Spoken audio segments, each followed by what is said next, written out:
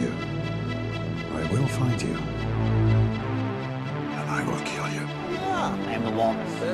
Shut the fuck up, Donnie. The greatest trick the devil ever pulled was convincing the world he didn't exist.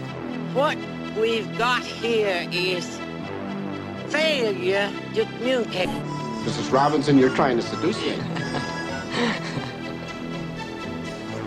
Aren't you? Was it over when the Germans bombed Pearl Harbor? Hell no! Just been revoked. Open the pod bay doors, Hal. I'm sorry, Dave. I'm afraid I can't do that. You want answers! I want the truth! You can't handle the truth! Because it is my name!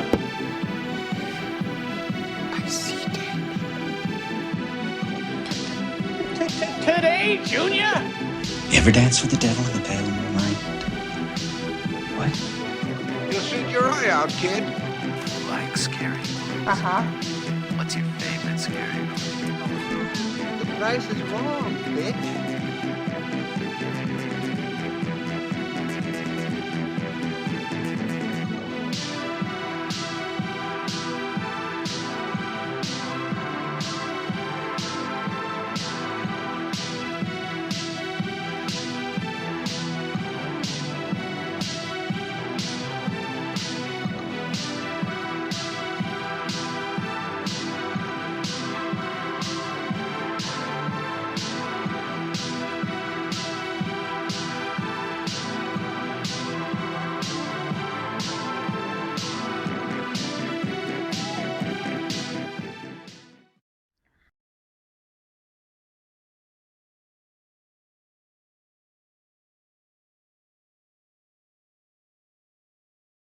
Critics Not Cynics, the podcast that tries to prove that you can be a critic without being a cynic. And this week, if you haven't figured it out, and if you weren't listening to our live stream on Saturday, we are covering Ghostbusters Afterlife. Pat would have liked to have joined us, but it was not workable in his schedule. But the one person who is on here, although he is not on camera, he's audio only this week, is the person who has been telling me since day one he wanted to be on this podcast to talk about Ghostbusters, and that's my brother Matt. Matt, welcome back to the podcast. Thanks for having me. I knew how much we watched these as kids growing up together, and I was like, hey, you have to have me on here. Yeah, you were pretty much the Johnny this week. Johnny was like that with Dune. He was like, I'm on your Dune episode, just so you know. And so, this is two ones where the second one where a guest has definitely invited himself, but always someone who's welcome on the podcast, especially to talk about Ghostbusters. So. We're gonna do this kind of like how we did our Dune review. We're going to structure some things out, so we're going to be talking about different aspects and then wrap it up with our overall thoughts. And we're going to try to keep it spoiler free, but we will, if we feel like we're verging in the territory of spoilers, we will give you fair warning, especially since the movie just came out. Also, just to be sure to like, share, and subscribe to the podcast. Leave us a comment below if you got to go out and see it this weekend. Just try to leave your comments as spoiler-free as possible. So with that out of the way, we're gonna talk about the legacy first, legacy of Ghostbusters, and the impact it's had on popular culture. Then we're gonna follow it up about we're gonna talk a little bit about the 2016 reboot. And what went wrong there? Why did we go back with the iconic characters or the iconic world from the originals? What went wrong with that reboot? And then we're going to talk about the casting, what we thought of the cast, how they did, and everything else. And then we are going to talk about the technical aspects and briefly, just like how it felt seeing it in the theaters. What we thought of the CGI, stuff like that. And we're also then going to move on to talk about the story, which again, we'll keep spoiler free. And then we'll give our overall and final thoughts. Now, just as a quick note, of course, people here that are watching on YouTube are going to see me move a little bit because of the way that I'm looking on here. So I'm flipping myself to the other side of the screen. So, all right. So you were kind of saying it there a little bit beforehand, Matt. This was a movie we watched as kids all the time, still continue on. We even went to what was it, the 30th anniversary screening when it went back to theaters, something like that. I know I've got it on 4K, Blu-ray and everything, and on digital. So yeah, it's been, and I've got the real Ghostbusters cartoon show on DVD. So yeah, it's been pretty big in our lives growing up together. Yeah, I even had when it got time to show my son Robert Ghostbusters. He actually has a Playmobil of the Ghostbusters house, which you and I used to have a Ghostbuster house toy and everything. And what was really neat was this new one that came out. It was originally supposed to come out, obviously, on his 5th birthday, and so 16 months after his 5th birthday, we finally got to taste it, seeing it. But to go back to the '84 Ghostbusters, I mean, it was a movie I never got sick of watching. I watch it all the time. I mean, I probably watched it probably about 5 or 6 times here before seeing the new one again here, because it's a classic to me. I mean, it stands the test of time, and a lot of that is due to the practical effects that you've alluded to, and the fact that it felt real without being overly computerized. And it's the first horror film that pretty much any kid growing up in the 90s got to experience as like their first horror film. It's got enough scare to it, but not to where it's going to haunt you for the rest of your life, kind of thing. And just absolutely loved it, and glad I've had the ability to share it with my son too. Yeah, it's definitely one of those films that caught lightning in a bottle. I mean, I don't think that they were even able to necessarily, although I know I'm probably of a controversial opinion to kind of enjoy Ghostbusters 2 a little bit more than Ghostbusters 1. They still didn't manage to even completely recapture what worked with the first Ghostbusters in their sequel, and even to some extent the video game that they did in the 2000s, where it was kind of like our third Ghostbuster film that we wanted all these years, but with everyone getting older and stuff like that, they went to the video game format, and it worked really well as a sequel to the story. Now, whether or not it's going to be canonized into this new franchise or this kind of refresh of the franchise, no one knows. And same with Ghostbusters 2, as I alluded on our live stream on Saturday. Outside of Ray's Occult, like, that's about the only reference to Ghostbusters 2. Now, that doesn't mean that they won't come back and reference Vigo or anything later on in hopefully potential sequels, but it definitely has this lasting impact on popular culture, and there's a reason why the 2016 reboot was not really well received, and that is because of the legacy, because of the writing, because of the cast.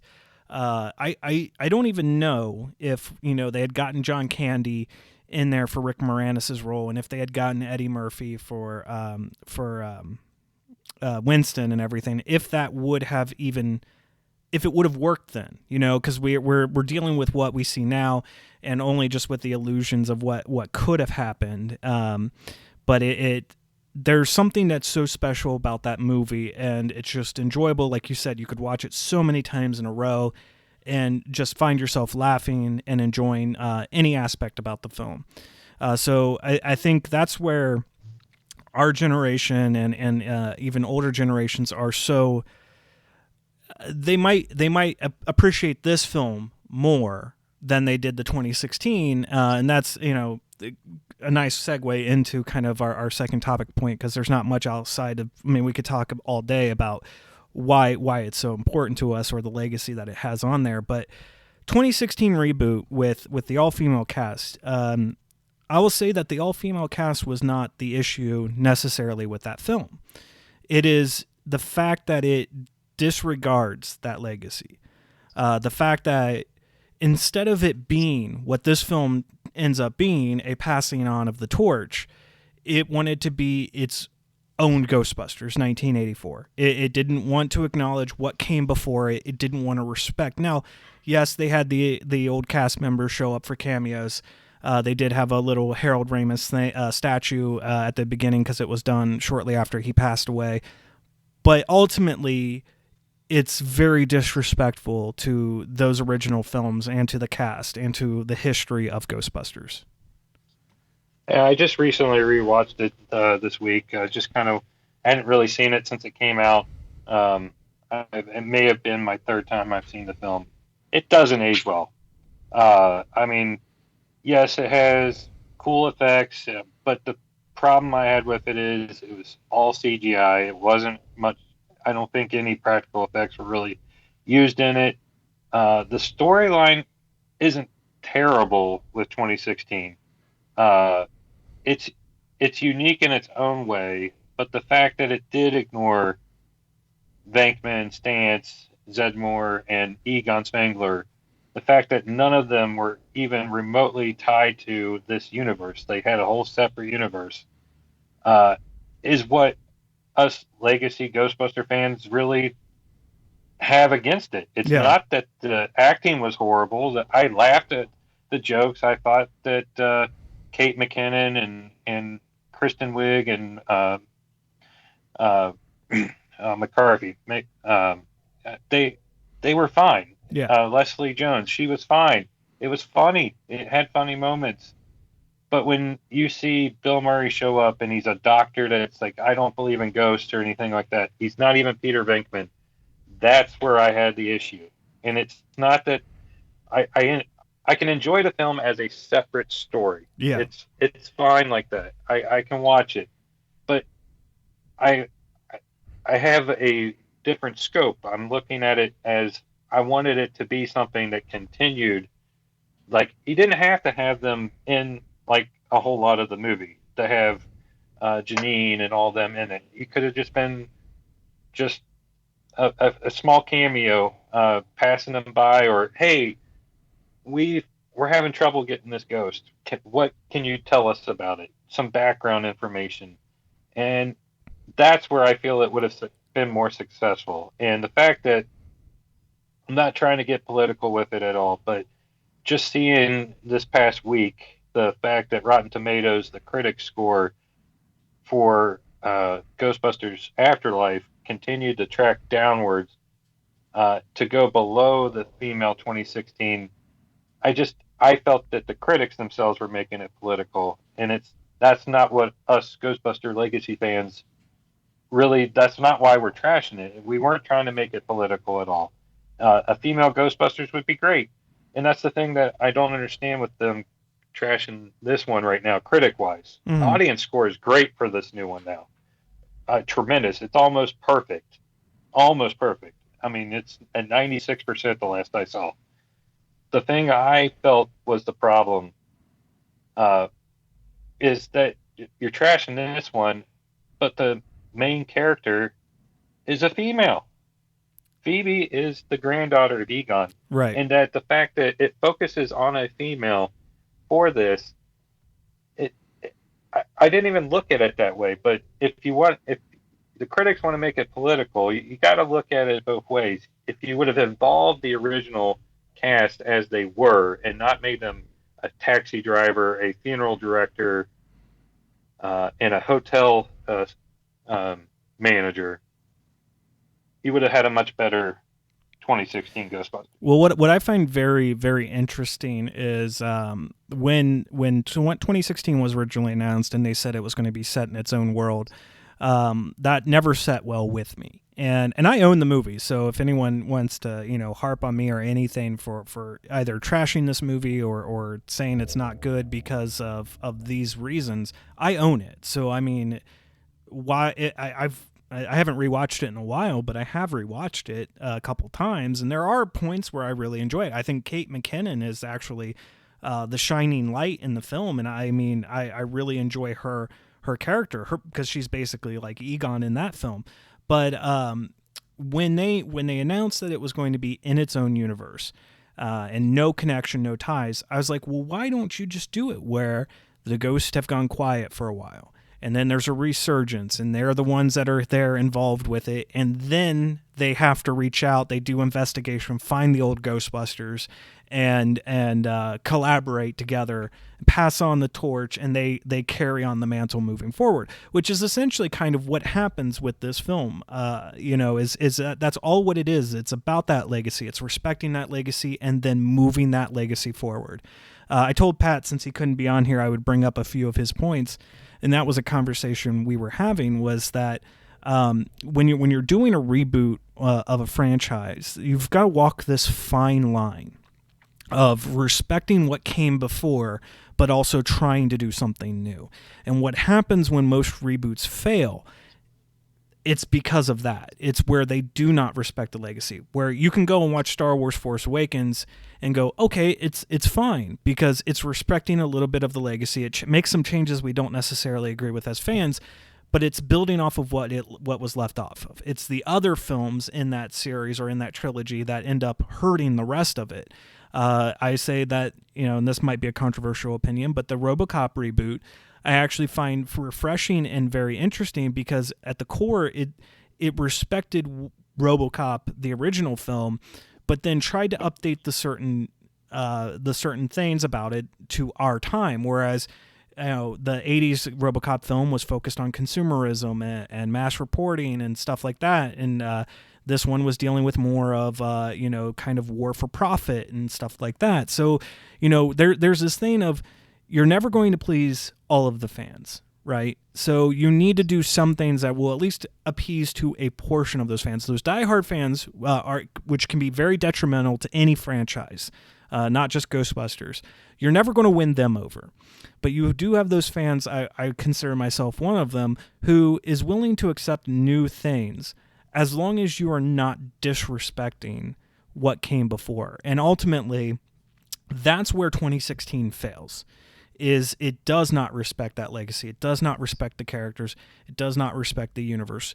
Paul Feig was more worried about making a Paul Feig film than a Ghostbusters film, because Paul Feig does really great female-led comedies. Bridesmaids is one of the funniest movies ever. But when you get him involved in this and he's trying to make his own movie, it's disrespectful to Harold Ramis. It's disrespectful to Ivan Reitman. It's disrespectful to everyone who worked on the original project. So, like you said, it's nothing political. It's not the fact that it was an all-female cast. It's just it does not respect that history. And I had forgotten that Dan Aykroyd and Ivan Reitman were both producers of the 2016. And I just wonder, were they able to input enough to say, hey, maybe we should go this way? And I don't think we'll ever know, but I'm just curious. May have been producers in name only. That is true. Whether they had any impact, because right at the moment that the 2016 was, because that was the whole point of 2016, was it was supposed to relaunch the franchise. They created the Ghost Corps and the studio lots, and they were going full forward with basically making this the next Star Wars, the next Star Trek, the next MCU essentially. And when 2016 came out and it kind of floundered, it pleased some, but it didn't please the masses, and they had to reevaluate. They immediately were like, well, we're not doing a sequel. It lost money. And that's where it kind of ties into what you were talking about with the Rotten Tomatoes sides of things, that the people who love 2016 or who prefer 2016 now feel like they have nothing to do but attack this movie because of the fact that what they liked about 2016 was being completely disregarded.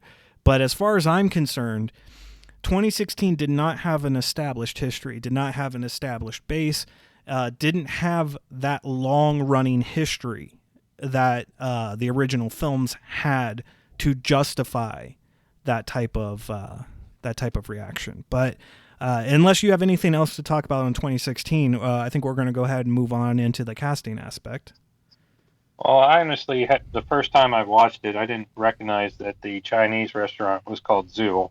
Oh, I didn't know. I just found out watching some other guy who's a big Ghostbusters fan. He's a couple of years older than me. I watched a lot of his stuff coming up to this, and I watched his 2016 trailer review or movie review of it, and it was like you go from the firehouse to a Chinese restaurant. Like that left a bad taste in his mouth. Right. That's his opinion. I forgot about the end credit scene. Yeah. Where they set up Gozer. And it's like, looking back at it now, like, if this would have been successful, that would have been awesome to see them have to deal with Gozer, because it's like this whole time you ignore the legacy. Right. And then you hear, have you ever heard of Gozer? And it's like, if you would have kept the background, that would have worked, and you would have had a sequel in 2018, 2019 for this right. one. Absolutely. And then the only other thing I have to add is I found out on some other article or something through, I think it was Ghostbusters News,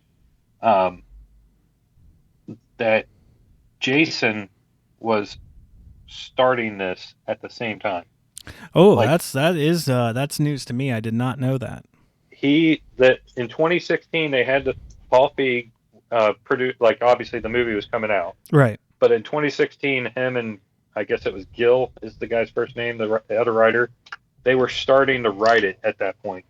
And the really cool thing, this has kind of gone from the 2016 into this, is that Jason didn't realize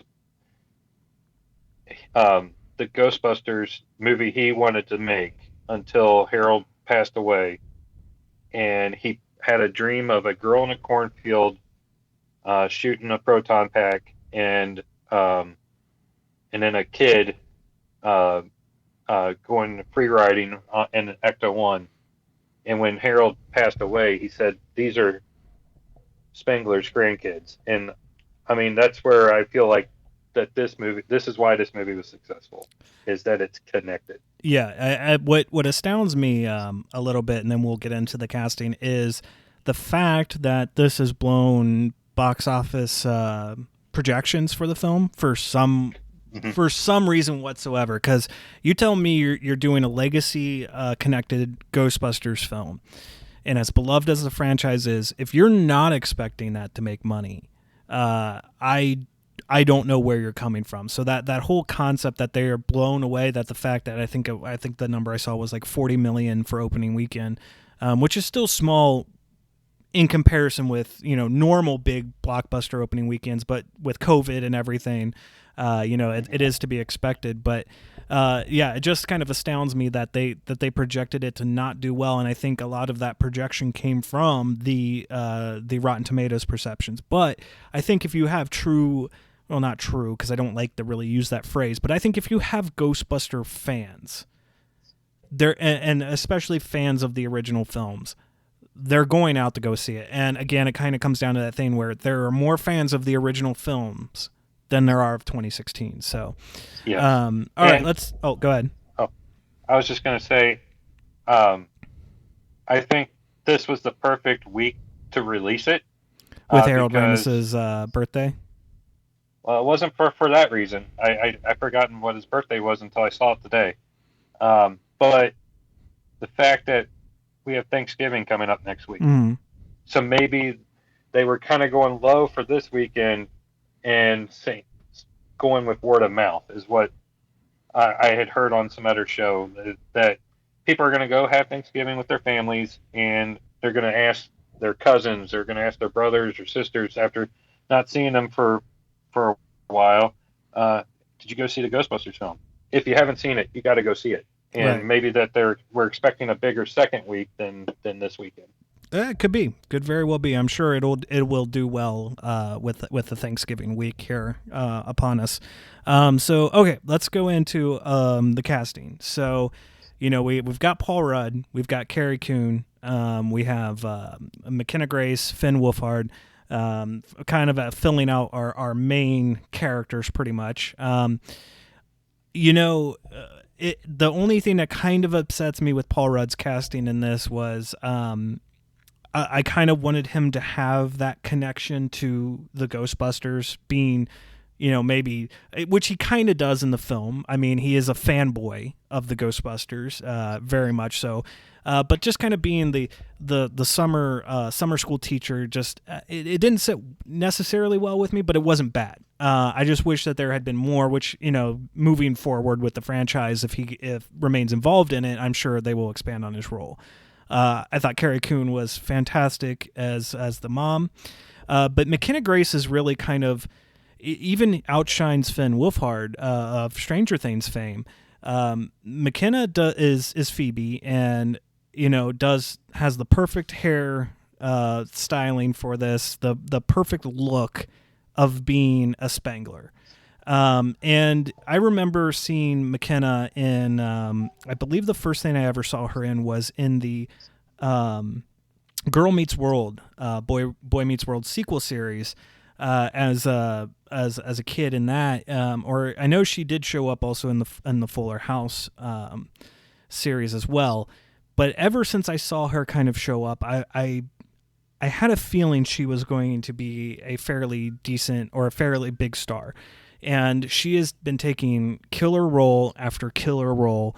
House on Haunted Hill, or not Haunting of Hill House. I keep getting that one mixed up.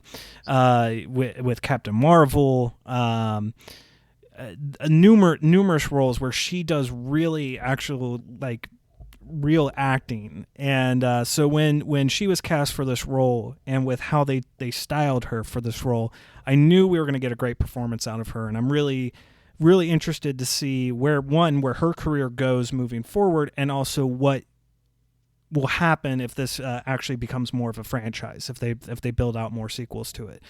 Finn Wolfhard is great, but again, this kind of becomes a thing that we'll talk about in the story part of this, because Pat and I were talking about this as well. He's just in the movie, much like kind of Paul Rudd is a little bit. They're just there. A lot of the ancillary characters are just there. It really is about Phoebe, which can be a detriment to the overall pacing or development of the film.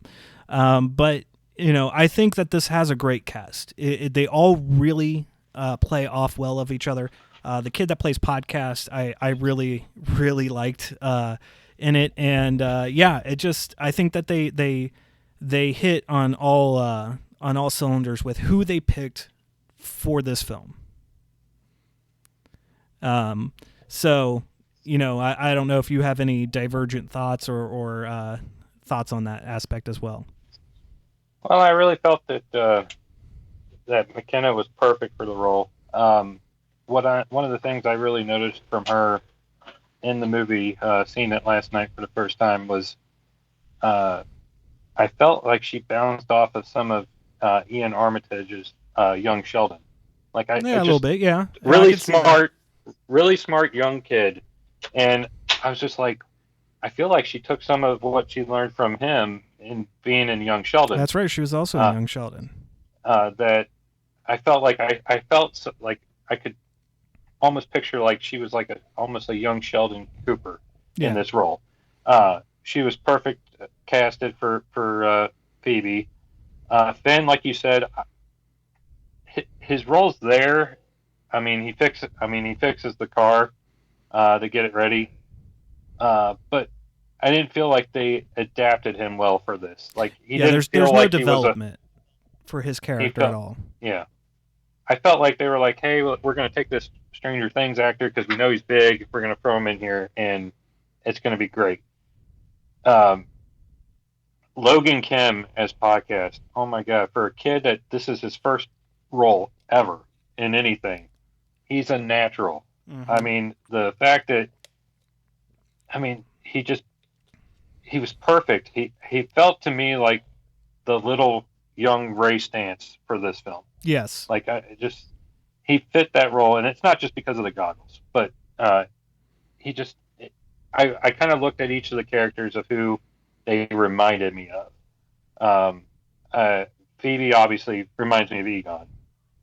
Finn Wolfhard, Trevor, I guess kind of. He would be Venkman. It was like a Venkman to me. And then Lucky is Winston, basically. Lucky as the Winston. I heard someone say Lucky was more like Venkman, and I didn't see that, but from what I saw last night. But the casting I felt was great for the new characters that we were going to see and the focus of the story. I felt they were all well done. Carrie Coon, I didn't realize was in Avengers. Yep, obviously, she was of all the voice of Proxima Midnight. Yeah, I just did not know that she was in that. Paul Rudd just brings that comedy that still fits the legacy kind of comedy. Yeah, he's kind of the well, in more ways than one. He's the Tully of this movie. He's the Rick Moranis.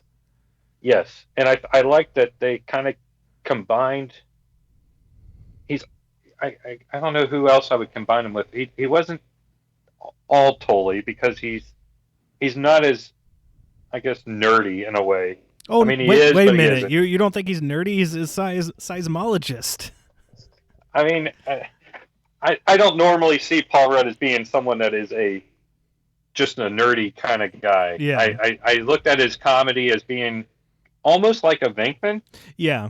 But with the goofiness of Tully. Like, right. I felt like, not to spoil anything, but just that they took those two kind of characters and merged them into Gary Gruberson. Yeah. Well, and obviously, the mom is pretty much Dana. Like you really they did kind of keep those archetypes for each of the main characters in this film. That they all kind of fulfill those roles from the first film, except that you don't have any Walter Peck really in this movie, except maybe Bokeem Woodbine, which it bothers me a little bit when you look at the billing at the credits. Carrie Coon obviously gets top billing. I have no issue with that. But Bokeem Woodbine, and I like Bokeem. I think he's a really good actor. I was actually really surprised to see him in the film. But he got second billing, and he's only in one scene. There's only that one scene at the police station, and I'm like, all right. Like, I get Paul Rudd, kind of wanting to be kind of at the end, because Paul Rudd is not someone who strikes me that he wants top billing all the time. I would have thought maybe even McKenna would have gotten second billing, next to Carrie Coon or even, Finn Wolfhard. But Bokeem getting that second billing just seemed really weird. It makes me wonder a little bit if there were more scenes that he was in that we just didn't get to see in the actual cut of the film. And I do have a feeling that there is probably a director's cut that will come out with this, especially because you mentioned the popcorn dream thing, and there is the moment after she discovers the proton pack in the secret room that she's watching the commercials on YouTube eating a bowl of popcorn. And it makes me wonder, was there a scene in between those two scenes of her, launching it, because obviously they do the test case a little bit later. But if she made some of that popcorn, because even the mom is like, "Oh, you found popcorn." So it was like, felt like there was a missing scene there. I may have not have noticed that if you hadn't before seeing the movie. We talked about it. You had mentioned Jason's dream that ended up becoming this film. So yeah, I think I agree with you. Like, the casting is really strong with this film. They each fill those roles really well. So we're gonna go ahead and kind of move on to now the technical aspects of the film, which not much to talk about on there. It's very competently shot, fantastic soundtrack. The ghosts are very well done, even though they are CGI. But I think the thing that is outstanding the most are the terror dogs being practical, or at least for the most part, specifically the Walmart scene. Any thoughts from you? I thought it was tremendous. The fact that you start the movie with practical effects, with the dry ice kind of smoke coming in to the room. The fact that the terror dogs were puppets. I mean, the fact that you hear Finn Wolfhard in interviews go, yeah, it was really neat to see the practical effects and to see the terror dogs in their form. I think it really helps the story when you actually have those physical things there, because you know what you're looking at. Obviously, it takes a good actor to deal with CGI and kind of imagine what you're looking at. Right. But knowing that, hey, I'm looking at a terror dog, this thing looks terrifying to me, to the fact that it was believable when Paul Rudd is being chased by this thing in the store. I just thought it was well done with that. The ghosts that were CGI, I mean, seeing Bug-Eye was kind of cool, just to bring it back to the cartoon. Like, they at least brought that into it. And they rebought the taxi driver as well. Yes. Yeah, being in the diner, that was really cool. So like, and even Munch looks pretty good too for being kind of a newer ghost. Although I think I do have a little version of him that came with my Ecto-1 Transformer. There was one other aspect I wanted to go back to the terror dog on. You kind of overlooked it in my opinion, but because you were talking about how good it is when you've seen him chasing in Walmart and everything, but the drool when it's eating out of the dog food bag, and the drool is just because it's actual drool that they made. It's not CGI'd liquid or anything like that. And that's what kind of helps convey the terror of Gary in Walmart, is that, you know, yeah, the Stay Puft Marshmallow Men were cute and everything and CGI'd fine, but when he comes across the terror dog and it's a practical effect and the actual drool that's dripping from its muzzle and everything before it launches into its run after him, and even then when it's sitting on his car, it takes it to the next level. And I think that was also, again, when we talk about respecting the legacy, respecting the history, I remember when they were talking about maybe doing a third Ghostbusters film when Harold was still alive. That was one thing Harold Ramis was largely against, was the over CGI of effects. Now, some things, like obviously the proton packs, they're going to have to be CGI. Some aspects of the ghost are going to have to be a little bit computer generated graphics. But with what they did with the Stay Puft Marshmallow Man in the first film and stuff moving forward, because obviously in the 80s, technology was not nearly as good as it is today. They had to work with what they had. And I think that was something that, Jason was trying to respect in this film. Yes, and I feel like that's what was lacking in 2016. Absolutely. Was the practical effects. Yeah. And the fact that this looks like it was there, and they did a really good job. They actually studied the running of the bulls in Spain to kind of get an idea of what the terror dog would look like if it was chasing you, and really get it down, because obviously there was only so much technology almost 40 years ago when the original was made. So you can really see, like, they did it as much as they could in the time frame they had in '84. But to see it now with all the technology you have, to take a practical effect and make it be able to move like that, it was so believable. And I mean, it had a comedy sense to it. I mean, I kind of laughed a little bit when he's being chased by it. I know what's going to happen. Right. But the part that really cracked me up is when it got to his car and is on top of his car and he pops the tires because of his weight.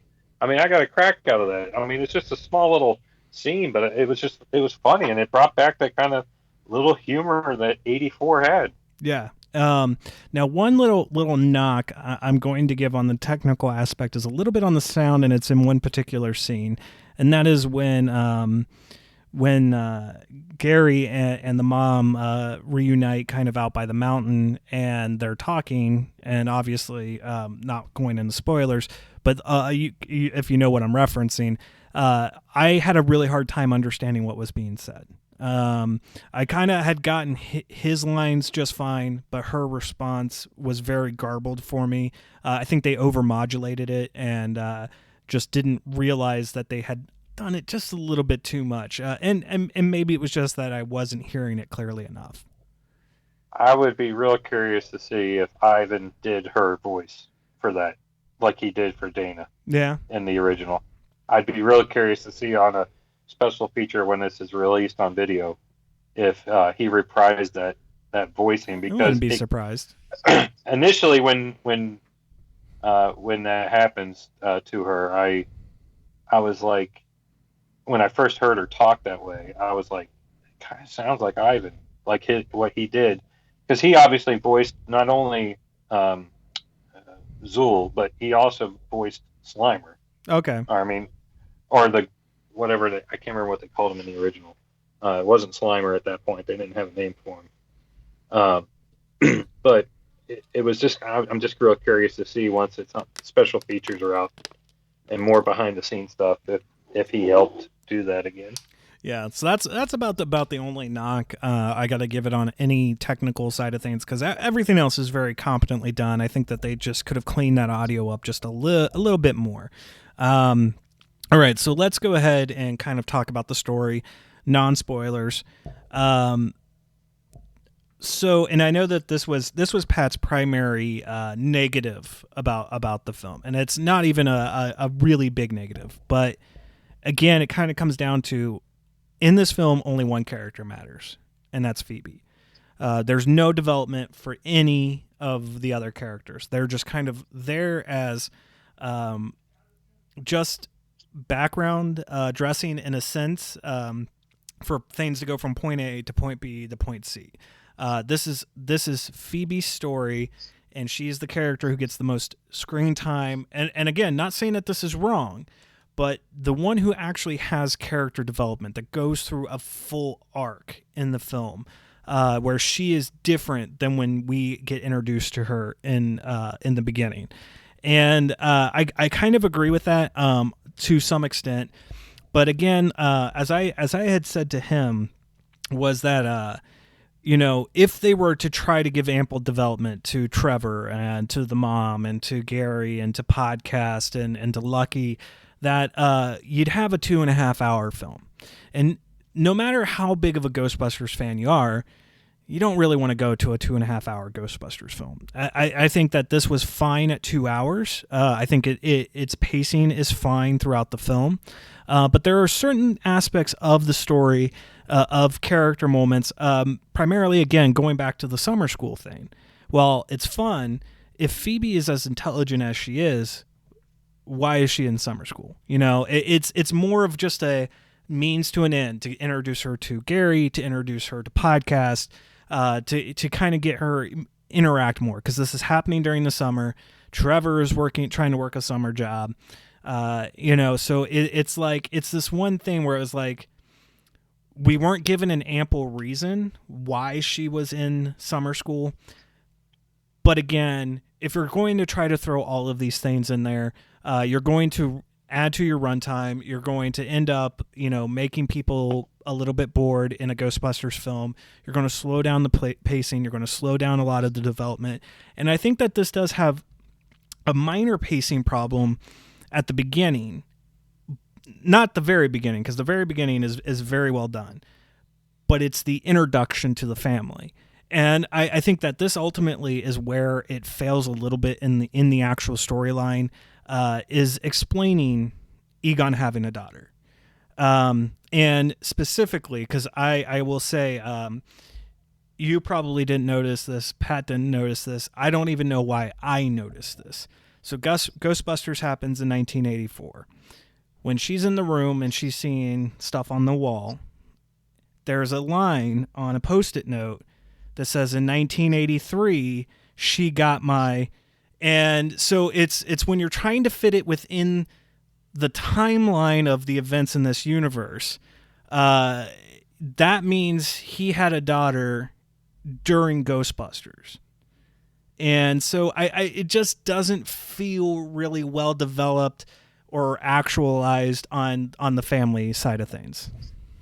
Well, I know that having to be a guest on this podcast, I was going to really focus on a lot of detail in this movie.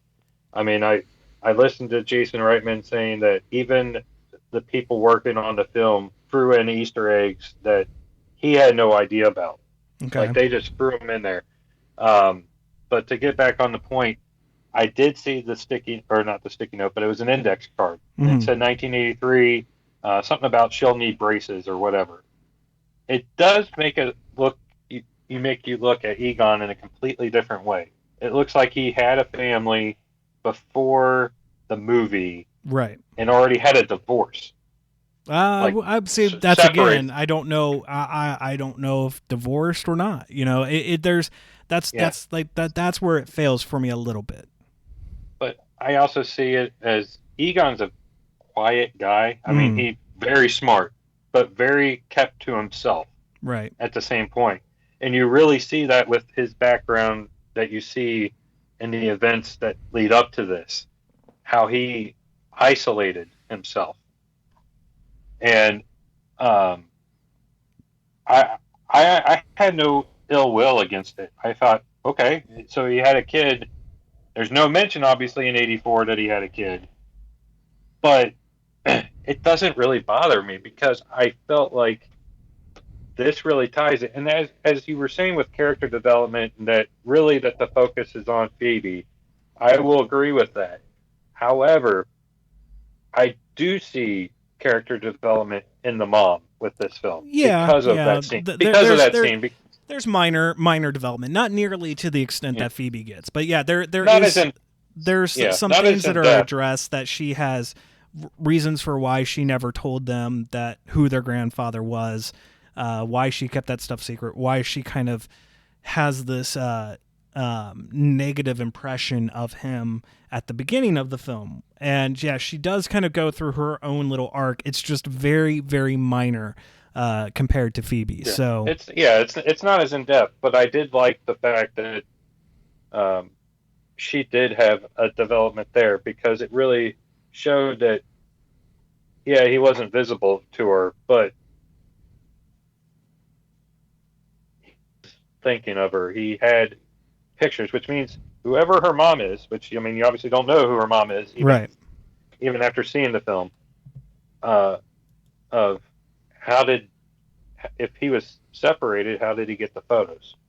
Right. Like, I mean, was it something that she sent cards to him, and he had pictures of her doing track and all this other stuff in the pictures? It was really cool with where that part takes place, is because it felt like it was the second floor of the firehouse is in this basement or bunker that he's created.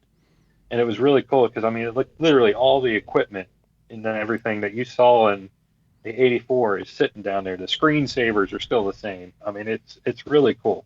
Yeah, you even have the Crunch Bar in his pocket, and also the Twinkie in the glove compartment. I honestly forgot about the Nestle Crunch Bar until I watched an Easter egg video this morning, that he was handed one by Venkman there at the beginning. I completely had forgotten about it. I'm like, oh, he's got a Nestle Crunch Bar. Okay. I mean, he liked sweets, obviously. He liked Twinkies. And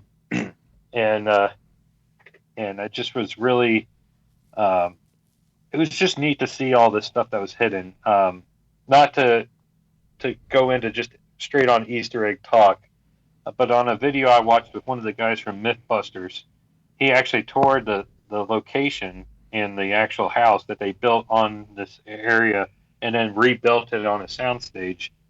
But in one of the cabinets, they had the toaster from Ghostbusters 2. Oh, yeah. It was just like, good God, they think of everything. And these people that set up the props and everything, I mean, they're thinking of everything. And to go into one of the other things was the Aztec Whistle. Mm-hmm. Like, was that explained in one of the Ghostbuster films? No, I don't think so. I felt like the only thing I felt like that could have related to was in Ray's Occult Bookstore. Yeah, probably. I thought I saw something similar to it in the second Ghostbusters film. I'd have to rewatch that one again. I just saw it recently, but I wasn't looking for a whistle. Right. So it'd be really interesting to see if that's something that was hidden in Ghostbusters 2, and they brought it back as something to use. But yeah, I felt the story structure was very well done for this film. Now I do have also some kind of like things that obviously I can overlook, so I'm not going to criticize it too hard. But like, because they even kind of mention it a little bit is like the Sumerian, temple being in the middle of Oklahoma or wherever they're at. That doesn't make sense, but I'm willing to overlook it, just for the fact that we get the film and the film is very enjoyable. So it's not something to like over nitpick. I like, because immediately you get the, at the very beginning of the film when the truck's coming from the mine, Shandor mine. So like if you're not paying attention or don't know your Ghostbusters lore, like that first thing that stuck out to me. Also when they mentioned mining the selenium. So like I like a lot of the ties. I don't know, without going into spoilers, I don't know if I like that we revisited this particular thing for this, but I see it as okay. I guess that's fine because it's an end cap to the first film in reality, and it gives a lot of reason for certain things to happen the way they happen, and it's like I can overlook some of that stuff to because of my overall enjoyment of the film. I'm just trying to think. Oh, one other complaint that Pat had that I can agree with a little bit as well, and I would have done it a little bit differently, is I would have thrown some more ghosts in there. To the extent of, maybe have a little bit of the first half of the film, they accidentally release some ghosts somehow. And then, because ultimately you would still get the film to play out the same way, they managed to capture those ghosts, but in the event, everything else still kind of happens, and then you have what kind of becomes the climax of the film. And I kind of agree to that, because like when you go back to the first Ghostbusters film, a lot of the enjoyment is the montage scene where they're going and busting a lot of ghosts and getting their popularity and stuff. And in reality, this film only has about 3 ghosts. And it even has a moment where you kind of expect more, but you just get those like little brief glimpses, and then it goes on into its finale. So I agreed to an extent that could have been done a little bit differently. But again, at the same time, this film is all about Phoebe and Phoebe finding her place and where she comes from and inheriting the Spangler legacy. And I really enjoy that aspect of the film. And I'm very excited if they go forward with sequels, which I can't imagine they wouldn't, but where they're going to take this going forward. I would even like, and this isn't a spoiler or anything, but I would very much like to see Oscar show up in a sequel. There are just things I would like to see a little bit more of. And before we go into our kind of overall and closing thoughts, there's the one thing that I'm not going to hold against the film, because I understand everything involved with it and going around with it. But I wish we would have gotten more than what we got, a little bit. And to give you an idea, because you've seen the film, with the end in the field or at the house, because it's very brief. It's fun, it's enjoyable, but it's brief. But again, considering everyone involved in certain factors, I don't know what would have been like yes, that's what I wanted exactly. So I'll take what I got, because it's still very enjoyable, and it still leaves open for future things that may or may not come. So, what else do you guys say about the story? Well, like I just listened to you talking about how like it was kind of hard to, I guess, have Gozer again and kind of that same story, but like being an end cap. I'll agree it was an end cap, but I enjoyed it because, I mean, if you review back on 84, all they did was close the portal. Right. It wasn't like they defeated Gozer, like Gozer's never going to be back. As I feel the same way if they ever bring Vigo back. I don't think they destroyed Vigo, I feel like he just, that presence of him is. Well, all they did in the first film was just destroy the Destroyer.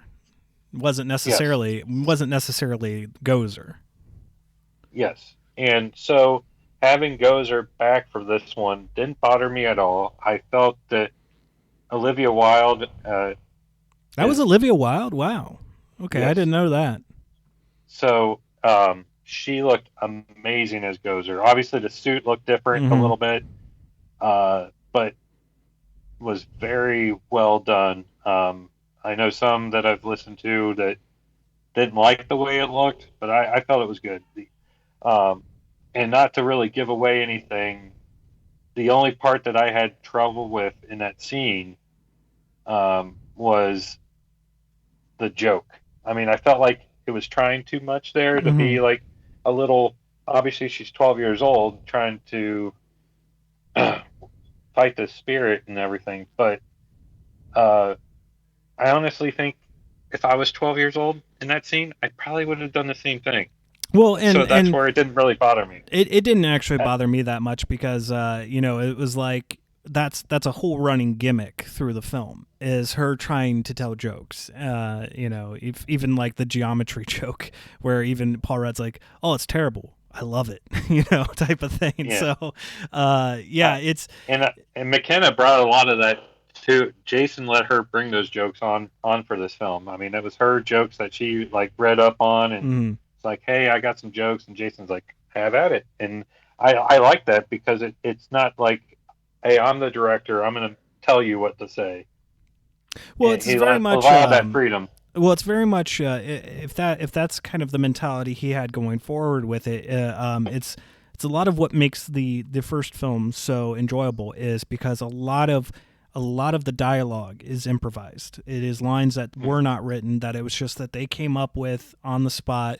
When they said, "Oh, I stopped you that time from drilling a hole in your head" or something like that, and Egon goes, "Oh, and it would have worked too if you hadn't stopped me."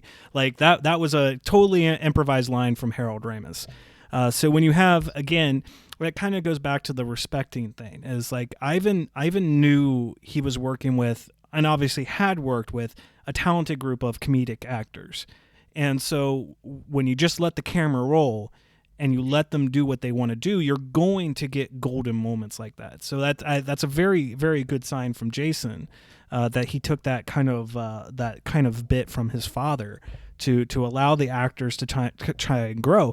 I'll say a film that did it completely bad, that kind of overindulged on that, was This Is the End, because that was the whole point with that film is they just improvised a lot of the dialogue for that film, and I think that's where that was a film that needed a little bit more like direction and how they were presenting it, because it just didn't work.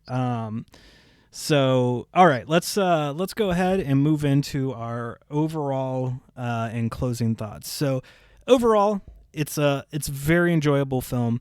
I think you and I both have read up that the major criticism is it's too much fan service, and I will say it's enough fan service. It is exactly what it needs to do to draw in legacy fans and to draw in new fans. If you don't let 2016 color your impression just because it was not well received or because of whatever you want to have it as the reason why that film failed, don't take it out on this film. You can watch both and enjoy both. You can dislike one and you can like the other. That's the main problem with film criticism nowadays, and that's the thing we try to do with this podcast is you're allowed to like things that are bad, and you're allowed to not like things that are good. Like House of Gucci, that's going to be a film that's probably going to be an Oscar contender. It's probably going to be a very good film. Ridley Scott, good cast. I won't watch the movie because I have no desire to watch the movie. And even if I were to watch the movie, I probably wouldn't really enjoy it because it's subject matter I don't care about. I like the actors that are in it. I think Jared Leto is kind of trying to become the next Daniel Day-Lewis. But ultimately, there's nothing that really interests me about it. So I'm not going to say that someone's wrong if they go and see that film and really enjoy it, because that's their very right to. I think when you start trying to put your personal opinions on others' and how they should feel about a certain film is a wrong thing to do, because everyone's got their own interpretations. Everyone's got their own baggage that they bring to a film, their own personal biases and everything. And I can go back and I can rewatch 2016 and go, yeah, I can enjoy certain things about it. I think Kate McKinnon's really good in it. I think Leslie Jones is really good in it. But ultimately, story kind of fails. The effects fail. The lack of respect fails. But I can enjoy the fact that it is its own universe. I can enjoy it for being what it is in that universe. This film is what it needs to be to kind of move the legacy forwards. Very much like Halloween 2018, although I wasn't necessarily a huge fan of Halloween Kills, that does the same thing, where it's ignoring kind of some of those old legacy things, but still being respectful enough to the original Halloween film to try to move the story forwards and in a new direction while respecting what came before. And that's what I really feel like this film does. And I got to give it a lot of respect. It does have faults. It's not a perfect film, but it's very enjoyable. And it's something that, like you said, you were able to take my nephew to it. You guys now have continued that legacy on with your own son. And that's something that he might be able to do with his son at some point, if this continues to move on and become a lasting franchise. So this is a very good entry, a very good start. I look forward to potential sequels and things that might move this even further into a long-lasting legacy. So and I'll give my score at the kind of end of this, but what closing thoughts do you have? I thought it was tremendous. I mean, it has everything. It has comedy. It has horror.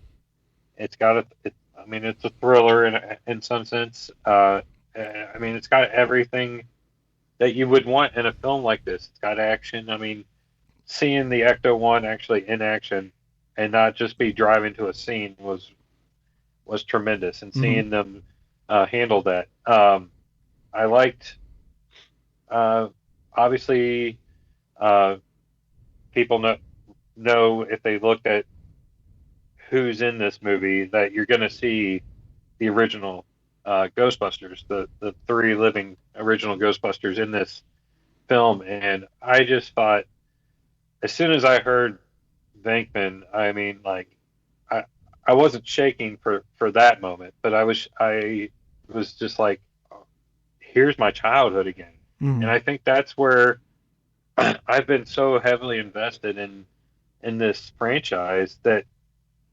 2016 didn't do it for me, but this did. And it's one of the best movie going experiences I ever had was last night. I mean, it had everything. It had emotion. I mean, the first 5 minutes of this film, boom, you're in. I was invested. I was like, this is perfect. This is the way you structured this movie to start is great. Yes, did it have moments where I'm kind of like, okay, when are we going to start busting ghosts? I mean, like, I kind of got to that point a little bit. I think once you obviously have Trevor and Lucky up on the swing kind of thing over the mining shaft, that's where it obviously kicks into gear, and we're finally going to get more of that. But there was so much heart in this film, and I can see why Ivan Reitman teared up when he got the first showing from Jason. And you could see that this was a love story, not only for Ghostbusters, but Jason grew up around these guys. I mean, he grew up on the set of the first film. He was in the second film. I love seeing his little scene where he goes, "My dad says you're full of crap." Oh, that's Jason. I was trying to remember which kid it would have been. And I'm like, wow, like, we flash forward almost 32 years later, and here he is as a filmmaker who's done successful films. I mean, I like Juno, I like Up in the Air. I've liked those films. They're different than his dad's. Right. Very different than his dad's.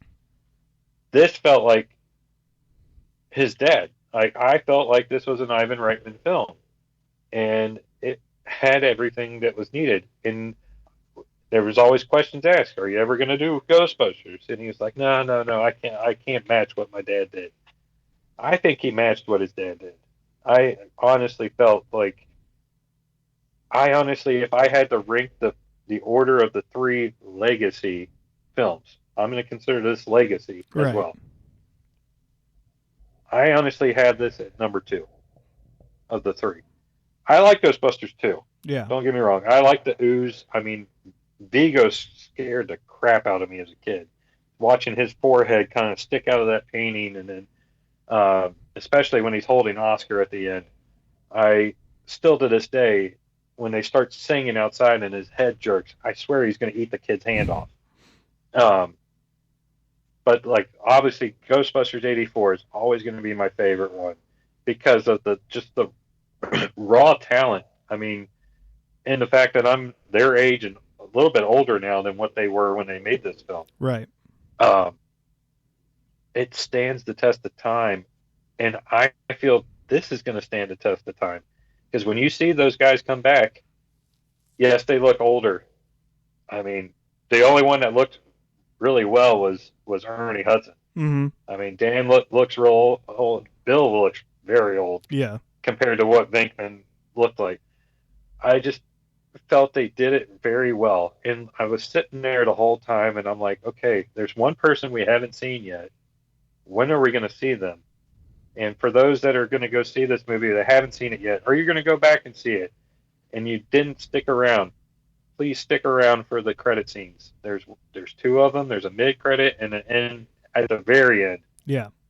Those were very well done. I loved the small one and the mid-credit scene. It's just perfect because of the character. You've been waiting the whole movie, and you see their name in the credits, and like, I haven't seen them yet. Oh, trust me, that was the general theater reaction too. Although we were in a smaller crowd, when that name pops up, you're like, wait, what? And then immediately following that, you get the first mid-credit scene, and you're like, oh, okay. And it was perfect. It was just it was absolutely perfect. I'm not going to say. I'm not going to say anything about it, but yeah, it's perfect. But and quite frankly, both credit scenes are perfect. They're absolutely they were perfect. Very much so.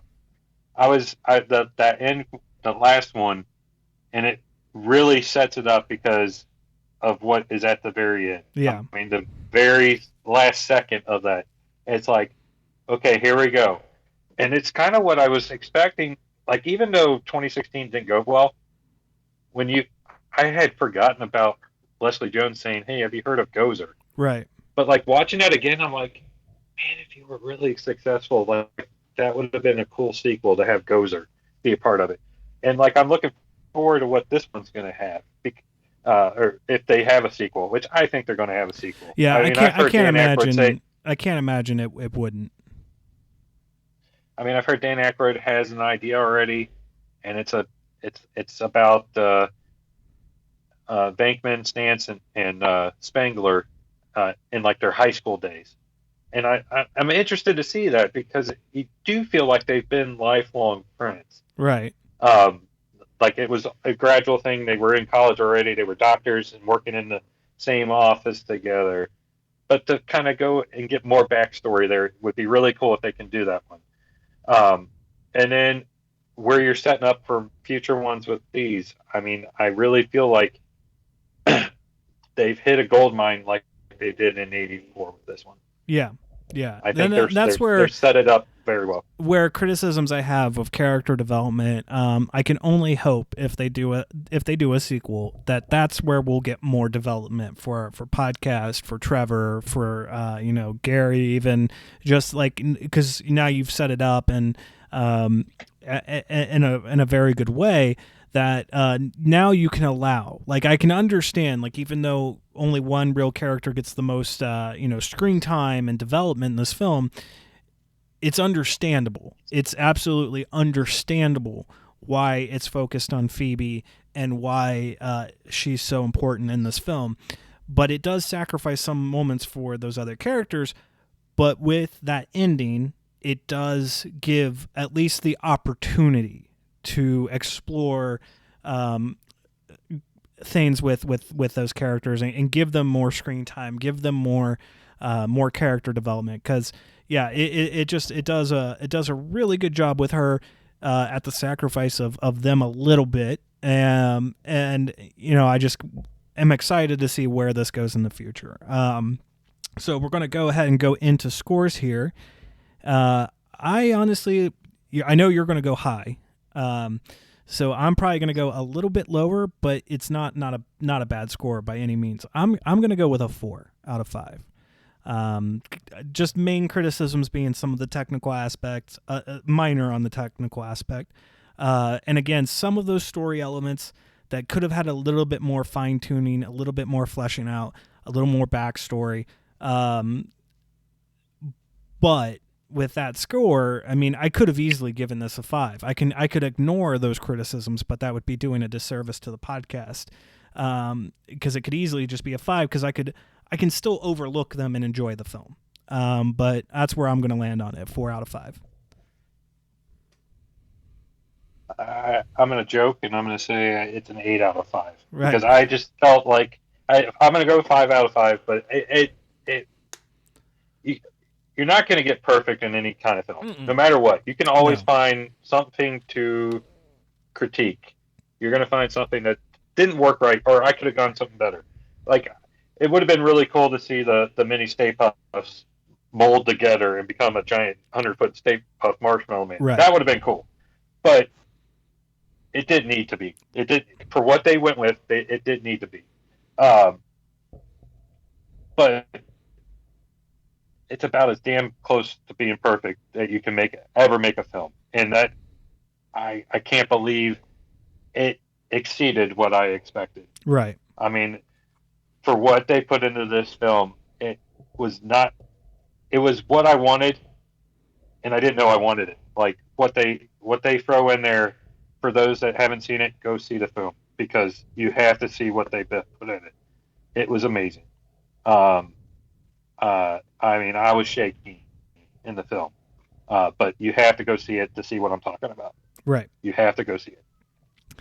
All right. Well, I think that's going to do it for this episode of the podcast. So again, I want to thank Matt for being on here and giving us his the extreme fanboy review of the episode, or of the movie. You knew it was going to come.